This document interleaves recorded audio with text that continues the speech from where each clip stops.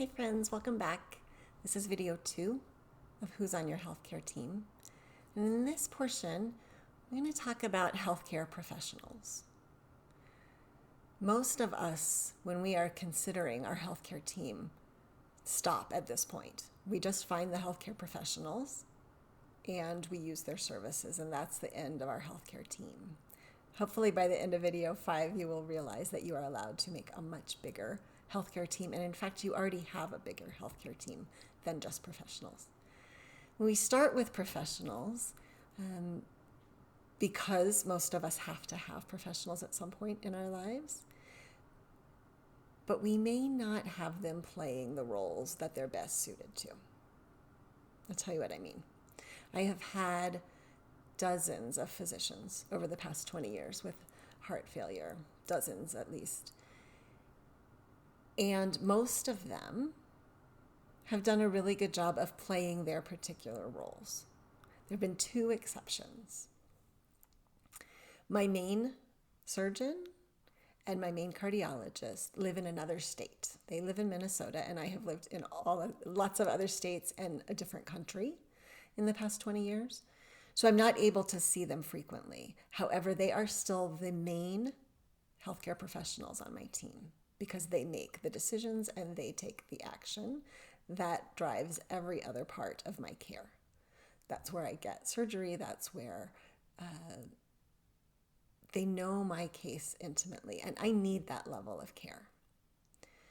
But I also need professionals who are local to me because I can't get to Minnesota every month for a checkup. I can't get there when I'm in an emergency. It takes a few days to get there. But what I need locally is somebody who, A, will work with my doctors in Minnesota, and mostly people have. Sometimes you find physicians who don't want to work with another institution. In that case, I find another physician. I need local doctors who understand my condition very well, and this is not easy to find. It's a very rare condition. It's complicated. So the 2 doctors I've had who I needed to reassign to different roles on my healthcare team, I needed to do that because each of them did not understand my condition, but was not willing to admit that.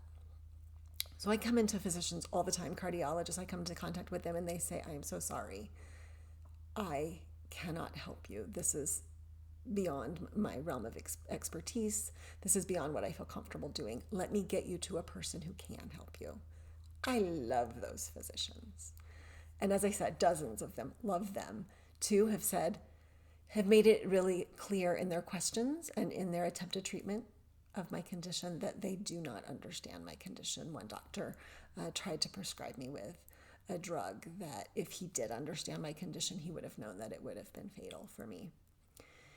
I needed both of those doctors to stay on my healthcare team at the time, though, because the way that my insurance works, the way that most of our insurance works, if we're fortunate to have insurance, is that we need a line of referrals to get to who we need to go to. So I needed these 2 doctors to refer me where I needed to go. They thought that they understood my situation. So they were in a role of having a really important task, not the task that they thought they were doing. None of you, I hope, ever has to deal with this. If you do, my advice is then to be really clear with yourself and with the physician exactly what you need from them. I am coming to you because I need a referral. I am not comfortable receiving care here and I need a referral. And if they aren't willing or able to help you, try to find someone else. Now, I know we don't get to just choose whoever provides our care in terms of healthcare professionals unless we have a lot of money and a lot of privilege. We have to, if we're fortunate enough to have some kind of healthcare, we still have to start with a list and decide who on that list is our physician. But I want to empower each of us, and I want to remind myself too that we do get to choose. If we go to a doctor, we go to a nurse practitioner, we visit an office or a hospital where we feel we're not getting good care, we are not only allowed, but I think it's our responsibility to go find someone else. This might mean you need to pull in a co-coach for your team. Maybe you don't know how to do this. Maybe you are too sick to even have the awareness, the consciousness to go take the steps to find another doctor. I've been there. So you need a co-coach. You need somebody to say, you can say, can you help me with this? If you go and you're not feeling comfortable talking to a doctor, you are welcome to have somebody else there just to watch and say, tell you afterwards, no, that didn't feel good. That person didn't seem to really understand what was going on. Person didn't listen to you well. So I want to empower each of us to say, you get to choose not only who is on your team in terms of physicians, nurses, but how you determine that. You can get help with that. And I advise all of us with a serious health condition to do that, to get help choosing your team, especially the professionals. Within this part of our healthcare team, the professionals, I want to broaden who we consider our healthcare professionals. And I'm going to use hospice and palliative care as our model. So in traditional Western medicine, as it's practiced today, we have a doctor, and that's it. And that doctor takes care of our body. In palliative care and in hospice, we do not think that the person needs only physical care. It is the very nature, the tenet of palliative and hospice care. Those are two separate things. Hospice is they're not separate, but hospice is a subset of palliative.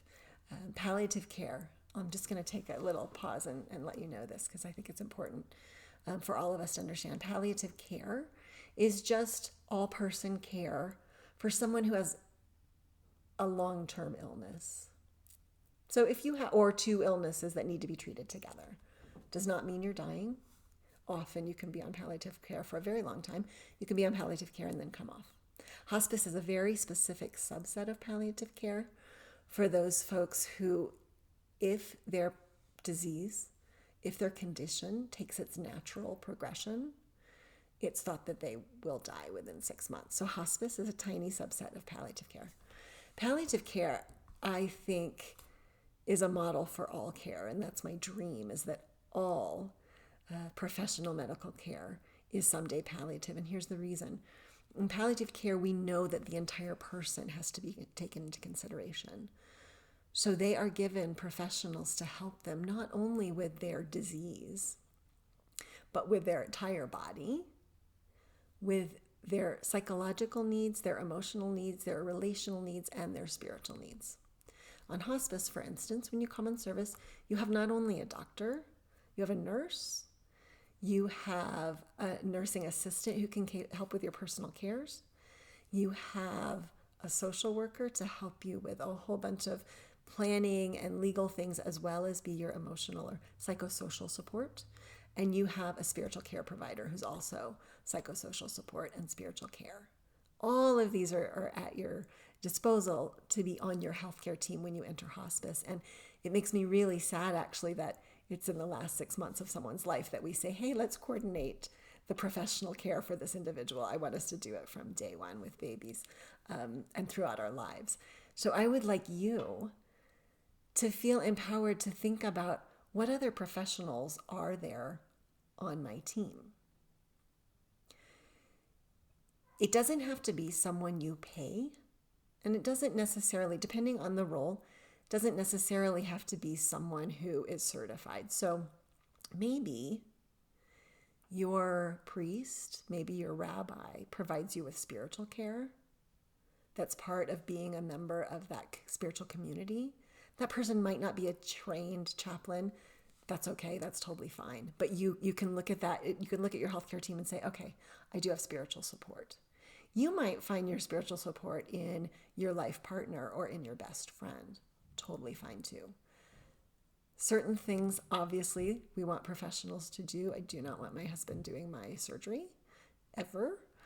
But he is better for me as a nursing assistant, as a CNA, than a CNA I don't know.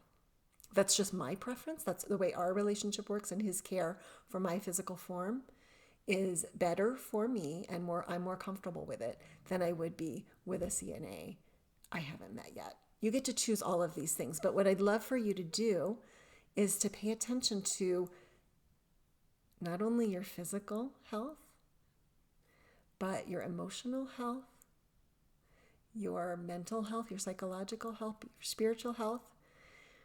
So after this video, take some time and think, who's already on my healthcare team in terms of these needs, each of these needs.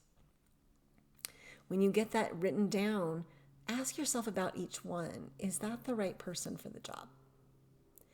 Is this doctor really serving the healthcare team I'm creating in the way that I need it to run?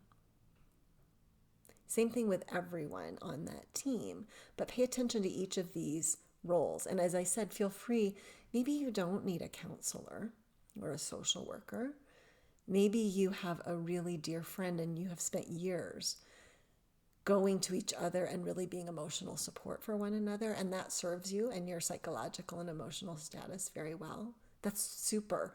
Write down that friend's name and put that friend in that part of your team. To pay attention to your body, not only the medical disease parts of your body, but also your body's care. Who helps you take care of your nutrition?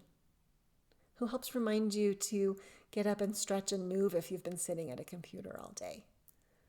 Who helps you find rest? That's all care for your body. Take a little bit of time, see who's already on the team in those areas and how you'd like to tweak the team. Does somebody need to be rotated off? Is there space that needs to be filled? Maybe there are people you want to move around on the team to a different position. Have some fun with that, and we'll see you in video 3. Bye-bye.